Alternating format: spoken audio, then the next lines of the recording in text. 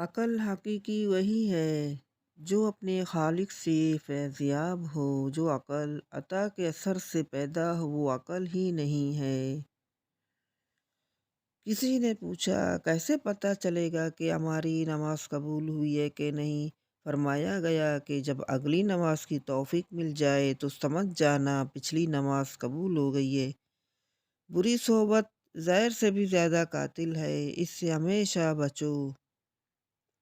وقت کے سمجھانے کا طریقہ بہت سخت اور کربناک ہوتا ہے، مگر یہ بھی سچ ہے کہ وقت کی سمجھائی بات حتمی ہوتی ہے اور ساری زندگی سمجھ آ جاتی ہے۔ لوگوں کی باتیں پتھروں کی طرح ہوتی ہیں، ان کو پیٹھ پر لادو گے تو یہ پیٹھ ٹوٹ جائے گی۔ ان کو قدموں تلے رکھ کر برج بنا لو اور اس پر چڑھ کر بلند ہوتے جاؤ۔ صرف ایک ہی شخص آپ کو بدل سکتا ہے اور وہ آپ خود ہیں۔ دولت اور عہدے انسان کو عارضی بڑا کرتے ہیں، مگر انسانیت اور اچھا اخلاق ہمیشہ انسان کو بلند درجے پر رکھتے ہیں۔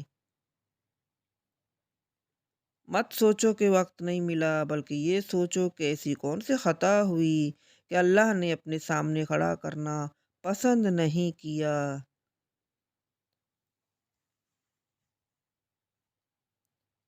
دوسروں کے بارے میں اچھا گمان رکھنا بہترین عبادت ہے۔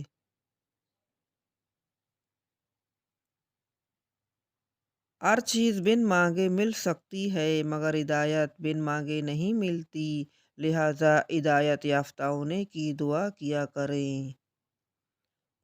طوفان میں کشتیاں اور گھمنڈ میں ہستیاں اکثر ڈوب ہی جاتی ہیں۔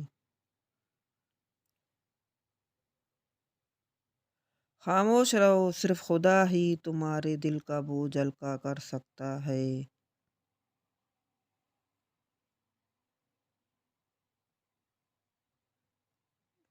علم اپنی غلطی مانتا ہے، جہالت نہیں مانتی۔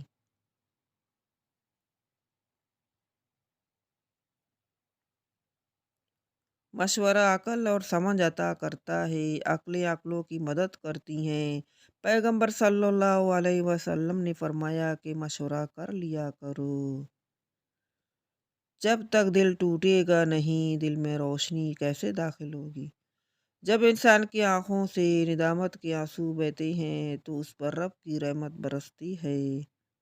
برائی سے بچنے کا سب سے طاقتور طریقہ یہ ہے کہ اچھے دوست کے ساتھ بیٹھا جائے جنہوں نے اپنا رخ خدا کی طرف موڑ لیا ہو۔